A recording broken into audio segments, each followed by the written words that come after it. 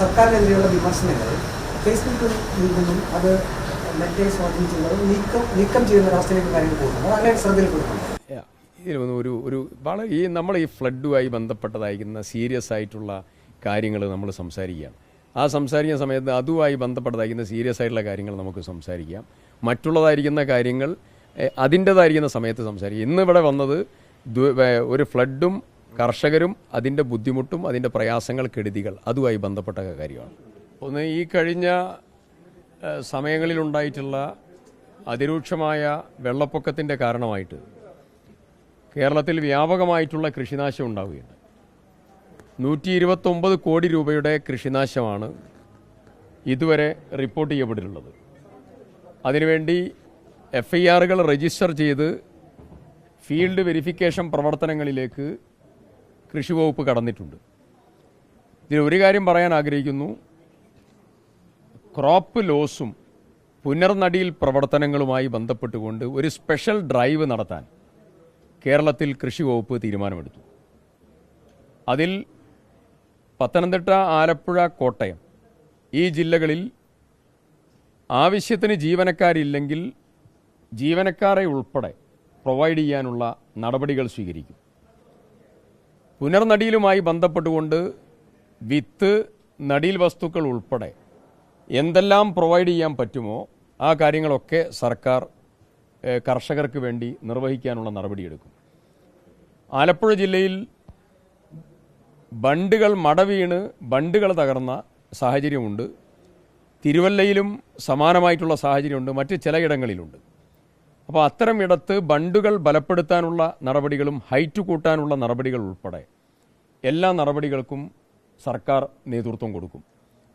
നഷ്ടപരിഹാര തുക 90 കോടിയോളം രൂപ പ്രകൃതിക്ഷോഭ വിളനാശത്തിൻ്റെ പണം സർക്കാർ കൊടുക്കാനുണ്ട്. കഴിഞ്ഞ 4-5 വർഷക്കാലമായി ആ പണം മുഴുവൻ പെൻഡിംഗ് ആണ്.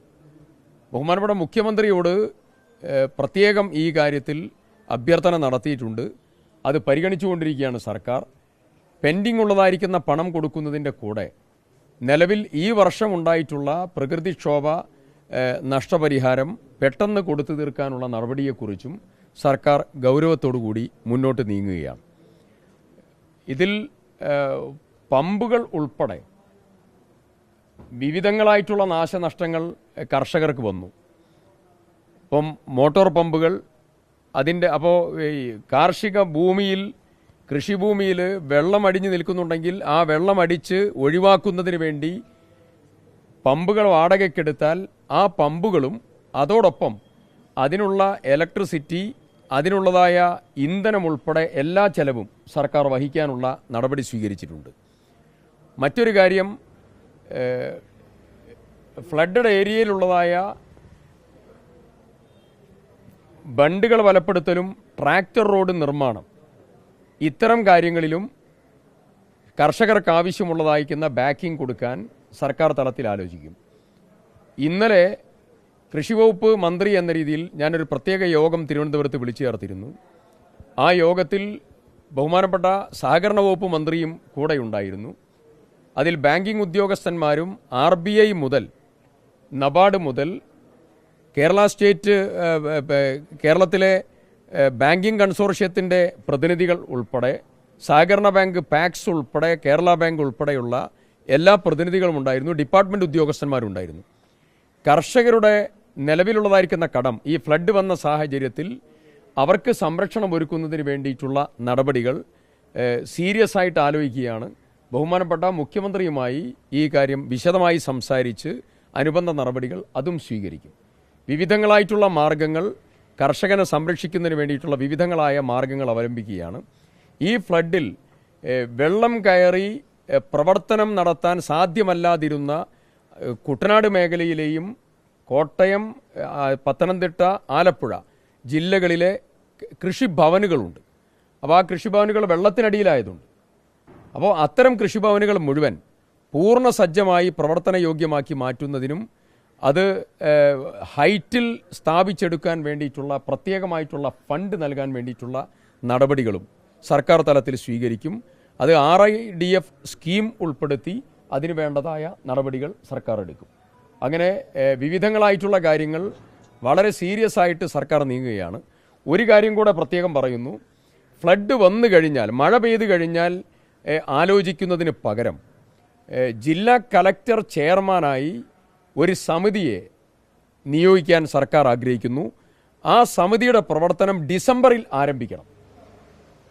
ആ ഡിസംബറിൽ ആരംഭിക്കുന്ന സമിതിയുടെ പ്രധാനപ്പെട്ട ഉത്തരവാദിത്തം നിലവിലുള്ള തോടുകൾ, കനാലുകൾ, അതുപോലെ പുഴകൾ, ഈ ബണ്ടുകൾ, ഇതിൻ്റെയൊക്കെ അഴുക്ക് നീക്കം ചെയ്യൽ, പിന്നെ വീതി കൂട്ടാനുള്ള നടപടികൾ, ആഴം കൂട്ടാനുള്ള നടപടികൾ തുടങ്ങിയ എക്കൽ നീക്കൽ തുടങ്ങിയതായ എല്ലാ നടപടികളും ഡിസംബർ മാസത്തിൽ ആരംഭിക്കാനുള്ള ഒരു പുതിയ കർമ്മ പദ്ധതി, ഒരു സമീപനം സർക്കാർ ആഗ്രഹിക്കുകയാണ്. അങ്ങനെ സ്വീകരിക്കുന്നതിലൂടെ മാത്രമേ, അതിനുള്ള ഫണ്ട് പ്രത്യേകം കണ്ടെത്താനുള്ള നടപടിയെടുക്കും, അങ്ങനെ സ്വീകരിക്കുന്നതിലൂടെ മാത്രമേ ഫ്ലഡിനെ തടഞ്ഞു നിർത്താൻ സാധിക്കുകയുള്ളൂ. കുട്ടനാട് പോയപ്പോൾ കണ്ടൊരു പ്രധാനപ്പെട്ട കാര്യം, അവിടെയുള്ള ബണ്ടുകൾ ഹൈറ്റ് കൂട്ടി ബലപ്പെടുത്തി കഴിഞ്ഞാൽ കുട്ടനാടിനെ സംരക്ഷിക്കാൻ സാധിക്കും. അത് നേരത്തെ ആരംഭിക്കേണ്ടതായിരുന്നു. തിരുവല്ലയിലും സമാനമായിട്ടുള്ള പ്രശ്നം ഉണ്ടായിട്ടുണ്ട്. അപ്പോൾ അതുൾപ്പെടെ എല്ലാ കാര്യങ്ങളും സർക്കാർ സീരിയസ് ആയിട്ട് പരിഗണിക്കുകയാണ്.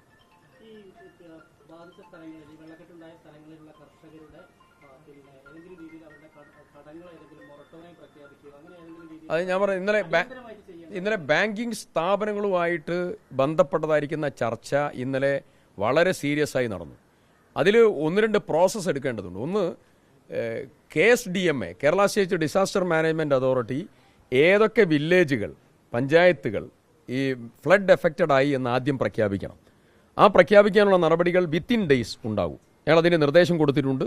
വിത്തിൻ ഡേയ്സ് അതിൻ്റെ പ്രഖ്യാപനം ഉണ്ടാവും. ആ പ്രഖ്യാപനം വന്നു കഴിഞ്ഞാൽ അത് ജില്ലാതലത്തിലുള്ള ദുരന്തമാണോ സ്റ്റേറ്റ് അടിസ്ഥാനത്തിലുള്ള ദുരന്തമാണോ ഏതാണോ പ്രഖ്യാപിക്കുന്നത് അതിനനുസരിച്ചതായിരിക്കുന്ന മെക്കാനിസം ഉണ്ടാകും. RBIയോടും അതുപോലെ നമ്മുടെ ബാങ്കിങ് കൺസോർഷ്യത്തോടും അതിൻ്റെ നടപടികൾ ആരംഭിക്കുന്നതിന് വേണ്ടിയുള്ള നിർദ്ദേശം നൽകി കഴിഞ്ഞു. ആദ്യത്തെ സ്റ്റെപ്പ് ഇതാണ് വേണ്ടത്. ഇത് നൽകി കഴിഞ്ഞാൽ പിന്നെ ലോണിൻ്റെ റീസ്ട്രക്ചറിങ്, പിന്നെ ലോൺ മൊറട്ടോറിയം പ്രഖ്യാപിക്കേണ്ട സാഹചര്യമുണ്ടെങ്കിൽ അത്തരം സാഹചര്യങ്ങൾ, ഇവർക്ക് തിരിച്ചടവിന് പ്രത്യേക കാലാവധി കൊടുക്കേണ്ടതുണ്ടെങ്കിൽ അത്, പുനർനടീലുമായി ബന്ധപ്പെട്ടുകൊണ്ട് നിലവിൽ കേരളത്തിലെ UDF സർക്കാർ 25 വിളകളുടെ നഷ്ടത്തിൽ 25% വർധനവ് ഏർപ്പെടുത്തി. വിളനാശവുമായി ബന്ധപ്പെട്ടുകൊണ്ട് നിലവിലുള്ള താരിഫ് 25% ഉയർത്താനുള്ള ഏറ്റവും പ്രധാനപ്പെട്ട തീരുമാനം എടുത്തു. അത് കർഷകരെ സംബന്ധിച്ച് ഏറെ ആശ്വാസകരമായ ഒന്നാണ്. അതിൻ്റെ കൂടെ ഇവരെടുക്കുന്നതായിരിക്കുന്ന ലോണിൽ 9% ഇൻട്രസ്റ്റ് വരെ സർക്കാർ ഏറ്റെടുക്കുന്നതായിരിക്കുന്ന ഉജ്ജീവനി സ്കീം ഉൾപ്പെടെ അതിൻ്റെ ഭാഗമായി കടന്നു വരികയാണ്. അപ്പോൾ ഏറ്റവും ആശ്വാസകരമായിട്ടുള്ള സ്കീമിലേക്ക് പോകും. സർക്കാരിനെതിരെയുള്ള വിമർശനങ്ങൾ ഫേസ്ബുക്കിൽ നിന്നും അത് മറ്റേ സ്വാധീനിച്ചുള്ളത് നീക്കം ചെയ്യുന്ന രാഷ്ട്രീയ കാര്യങ്ങൾ പോകുന്നത് അങ്ങനെ ശ്രദ്ധയിൽപ്പെടുന്നു. വളരെ നമ്മൾ ഈ ഫ്ലഡുമായി ബന്ധപ്പെട്ടതായിരിക്കുന്ന സീരിയസ് ആയിട്ടുള്ള കാര്യങ്ങൾ നമ്മൾ സംസാരിക്കുകയാണ്. ആ സംസാരിക്കുന്ന സമയത്ത് അതുമായി ബന്ധപ്പെട്ടതായിരിക്കുന്ന സീരിയസ് ആയിട്ടുള്ള കാര്യങ്ങൾ നമുക്ക് സംസാരിക്കാം. മറ്റുള്ളതായിരിക്കുന്ന കാര്യങ്ങൾ അതിൻ്റെതായിരിക്കുന്ന സമയത്ത് സംസാരിക്കും. ഇന്നിവിടെ വന്നത് ഒരു ഫ്ലഡും കർഷകരും അതിൻ്റെ ബുദ്ധിമുട്ടും അതിൻ്റെ പ്രയാസങ്ങൾ, കെടുതികൾ, അതുമായി ബന്ധപ്പെട്ട കാര്യമാണ്. അല്ലല്ല, കേരളത്തിൻ്റെ ഇൻ ടോട്ടൽ 129 കോടി രൂപയുടെ നഷ്ടം ഉണ്ടായിട്ടുണ്ട്. 129 കോടിയുടെ ഇൻ ടോട്ടൽ.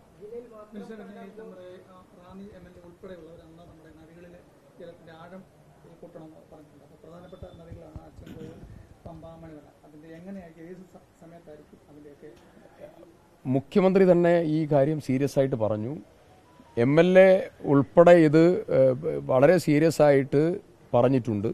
ഈ കാര്യത്തിൽ ഒന്ന്, നദികളുടെ, ഇപ്പം പ്രധാനപ്പെട്ട 3 നദികളാണ് ഇവിടെയുള്ളത്. ഈ 3 നദികളും ബന്ധപ്പെട്ടതായിരിക്കുന്ന അതിലേക്ക് കണക്ട് ചെയ്യപ്പെടുന്നതായ തോടുകളും ചെറിയതായിരിക്കുന്ന നീർച്ചാലുകളും ആറുകളുമൊക്കെ കൃത്യമായി പിന്നെ ആഴം കൂട്ടി വെള്ളത്തെ ഉൾക്കൊള്ളാനുള്ളതായ നടപടികൾ സ്വീകരിച്ചാൽ ഈ വെള്ളപ്പൊക്കത്തെ ഒരു പരിധിവരെ നിയന്ത്രിക്കാൻ പറ്റും, തർക്കമില്ല.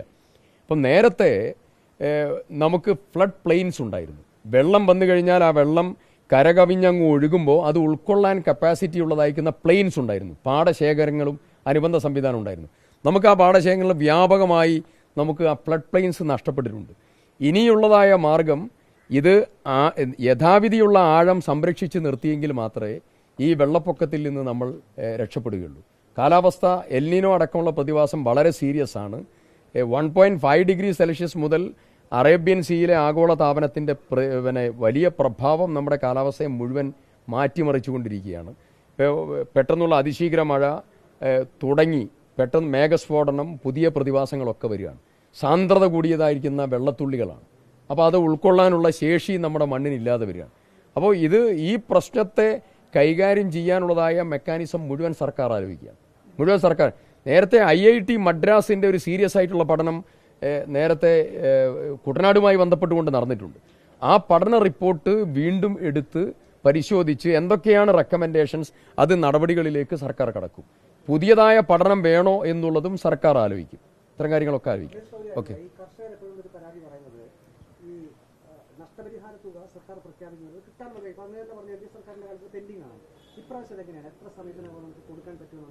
പരമാവധി വേഗതയിലേക്കാണ്. അപ്പം നിലവിൽ 2 കാര്യമാണ്. ഒന്ന്, ഈ വർഷത്തെ കാലവർഷത്തെ തുടർന്നുണ്ടായിട്ടുള്ള നഷ്ടം പരിഹാരം കാണുന്നതിന് വേണ്ടിയുള്ള നടപടി, അത് പെട്ടെന്ന് ആരംഭിക്കും. 2, പെൻഡിംഗ് ഉള്ളതായ 90 കോടിയോളം വരുന്ന രൂപ ഘട്ടം ഘട്ടമായി കൊടുക്കാനുള്ള നടപടി. ഇത് രണ്ടിൻ്റെയും ചർച്ച സീരിയസ് ആയിട്ട് നടന്നുകൊണ്ടിരിക്കുക. അത് ഇൻഷുറൻസ് പ്രീമിയം നമ്മൾ അടയ്ക്കാത്തതിൻ്റെ ഒരു പ്രശ്നം അതിലുണ്ട്. ആ പ്രീമിയം അടയ്ക്കാൻ വൈകിയതിൻ്റെ ഒരു പ്രശ്നമുണ്ട്. 2,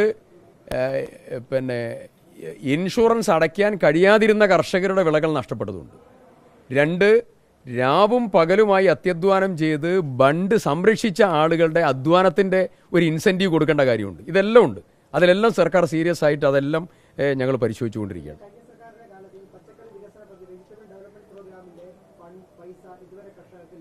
ഹോർട്ടികോർപ്പിന് കേരളത്തിലെ പച്ചക്കറി കലക്ട് ചെയ്ത വകയിലുള്ള കൊടുക്കാനുള്ള തുക ഉൾപ്പെടെ പെൻഡിംഗ് ഉണ്ട്. 370 കോടി രൂപയിലധികമാണ് കർഷക കടാശ്വാസ കമ്മീഷൻ അവാർഡ് ചെയ്തതായിരിക്കുന്ന തുക കൊടുക്കാനുള്ളത്. പ്രമാണം കർഷകൻ്റെ ഷെയർ അവരടച്ചു, സർക്കാരിൻ്റെ വീതം കൊടുക്കാത്തതുകൊണ്ട്. മറ്റൊന്ന്, കർഷക ക്ഷേമനിധി ബോർഡ് ഒരു നയാ പൈസ സർക്കാരിൻ്റെ അംശാദായം അടച്ചിട്ടില്ല. ഒരു നയാ പൈസ സർക്കാരിൻ്റെ അംശാദായം അടച്ചിട്ടില്ല. ഗവൺമെൻറ് കൊണ്ടുവന്നതായിരിക്കുന്നൊരു പദ്ധതിയാണ്. അങ്ങനെ തുടങ്ങി ഒത്തിരി പ്രശ്നങ്ങൾ സീരിയസ് ആയിട്ടുണ്ട്. അതൊക്കെ ഞങ്ങൾ അഡ്രസ്സ് ചെയ്യുകയാണ്. അത് വലിയ ബാധ്യതയാണ്, തീർത്താൽ തീരാത്ത വലിയ ബാധ്യതയാണ്. ആ ബാധ്യതകളുടെ നടുവിലൂടെ ഞങ്ങളതൊക്കെ കൈകാര്യം ചെയ്യും, തർക്കം വേണ്ട. ആത്മവിശ്വാസമുണ്ട്. ഞങ്ങൾ അതിനു വേണ്ടിയിട്ടുള്ള സ്കീമൊക്കെ തയ്യാറാക്കിയുള്ളൂ.